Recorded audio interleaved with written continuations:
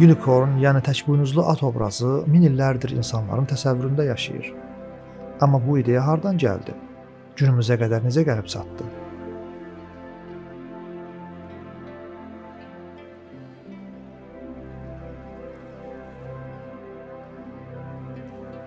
Eramızdan əvvəl 2600-1900-cu illərdə Hindistanın qədim şəhərləri Harappa və Mohenjo-Daro mühüm mədəniyyət mərkəzləri idi. Burada gil möhürlər üzərində bir çox heyvan fiqurları təsvir olunub.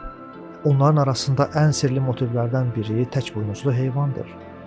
Bu təsvirlər müasir arxeoloqlar tərəfindən unicorn seal, yəni unicorn möhürləri adlandırılır. Amma buradakı sual budur: bu fiqur doğrudan da real bir heyvanı ifadə edir, yoxsa tamamilə simvolik bir obrazdır? Bəzi alimlər bunu stilizə olunmuş öküz və ya antilop hesab edir. Çünki bəzən iki buynuzlu heyvan yandan çəkiləndə tək buynuz kimi görünə bilər. Digərləri isə bunun xüsusi dini və ya ticarət rəmzi olduğunu deyir. Yəni Indus vadisinin unicornu bəlkə də mifoloji başlanğıc nöqtəmizdir. Amma onun həqiqi mənası hələ də sirr olaraq qalır.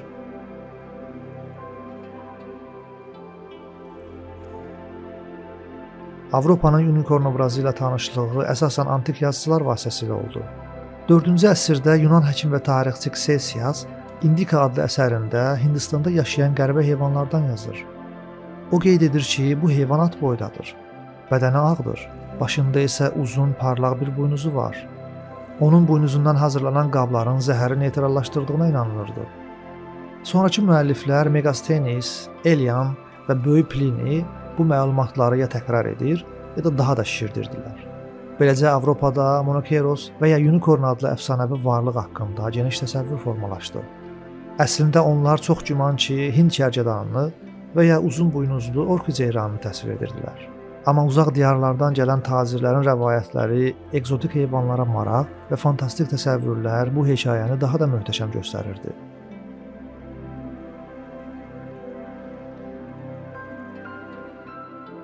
İbrani Bibliyasında Re'em adlı böyük, güclü heyvandan bəhs olunur. Tərcüməçilər bu sözü düzgün başa düşməyib unicorn kimi çevirdilər. Halbuki əslində bu çox güman ki, vəhşi öküz idi. Amma tərcümə nəticəsində unicorn birdən-birə müqəddəs mətnlərdə peyda oldu. Bu da onun Avropa mədəniyyətinə nüfuzunu qat-qat artırdı.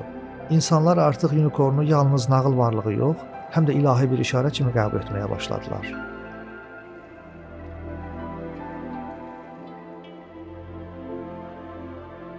Çində Gilin adlı müqəddəs varlıq haqqında çox qədim inanc var. Gilin bəzən atı xatırladan, bəzən aslan və ya əjdaha xüsusiyyətləri daşıyan qarışıq bir məxluq kimi təsvir olunurdu. Çox vaxtda alnında bir buynuz olurdu. Gilin ədalətin, xeyrin və böyük insanların doğuluşunun əlaməti sayılırdı. O heç vaxt boş yerə görünməzdi, ancaq tarixi dəyişdirəcək şəxsiyyətlər dünyaya gələndə peyda olardı. Forma baxımından Gilin Avropa unicornuna bənzəmir, amma funksional olaraq, yəni müqəddəs simvol və xoşbəxtlik əlaməti kimi oxşarlıq mövcuddur.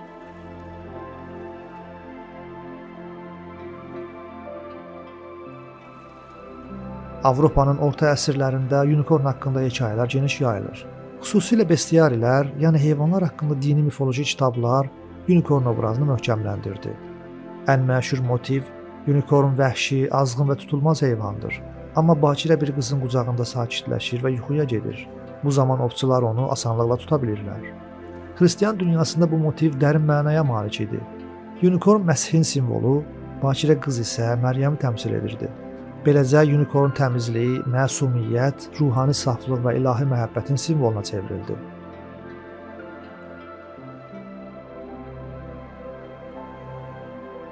Orta əsrlərdə Avropada çox maraqlı bir biznes meydana gəldi.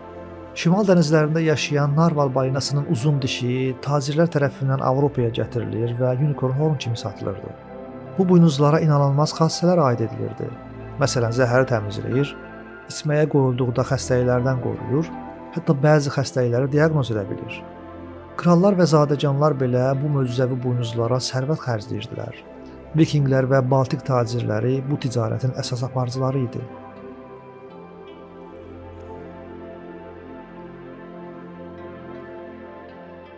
Orta əsrlər və Renesans incəsənətində unicorn xüsusi yer tutur.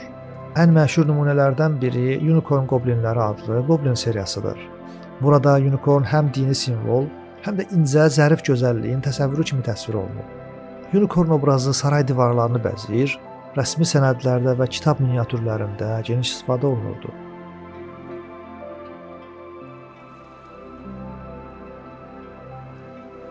Unicorn yalnız mif və dinlə məhdudlaşmadı, həm də siyasətə keçdi. Şotlandiyanın milli heyvanı unicorndur. Şotlandiya kral ailəsinin gerbində əsrlərdir unicorn təsviri var. Burada unicorn gücün, azadlığın, əsarətə boyun əyməyin simvolu kimi qəbul olunurdu. Hətta bəzi təsvirlərdə unicorn zəncirlə bağlanmış şəkildə göstərilir. Bu da onun yalnız böyük güc qarşısında ram ola biləcəyini göstərir.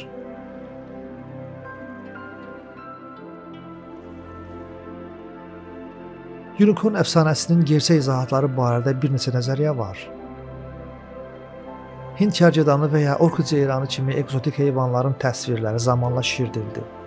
Tacirlər uzaq diyarlardan gələndə ekzotik hekayələri daha maraqlı göstərmək üçün artırıb şişirdirdilər. Narval dişi unicorn buynuzu adı ilə satıldı və insanların inancını gücləndirdi. Indus vadisinin unicorn möhürləri isə çox güman ki, konkret heyvan yox, rəmzi işarə idi. Unicorn ideyası minillərdir yaşayır. Antik dövrdə ekzotik heyvan, qərbəlik, uzaq diyarlara maraq, orta əsrlərdə dini saflıq, məsuliyyət, bakirəlik, krallıq dövründə güc, hakimiyyət və zənginlik, müasir dövrdə fərqlilik, inklüzivlik, xəyallar və fantaziya dünyası. Unicorn sadəcə nağıl qəhrəmanı deyil, o mədəniyyətlərin bir-birinə ötürdüyü, zamanla dəyişib müxtəlif mənalar almış universal bir simvoldur. Onun izi qədim Indus vadisindən başlayır, Yunan və Roma mənbələrindən keçir, orta əsrlərin dini və siyasi həyatına daxil olur və bu gün populyar mədəniyyətdə də yaşayır. Unicornun sirri ondadır ki, o həm real heyvanlara, həm mifoloji təsəvvürlərə, həm də insanların saf və möcüzə axtarışına bağlıdır. İzlədiyiniz üçün təşəkkürlər. Qismət olsa, başqa videolarda görüşərik.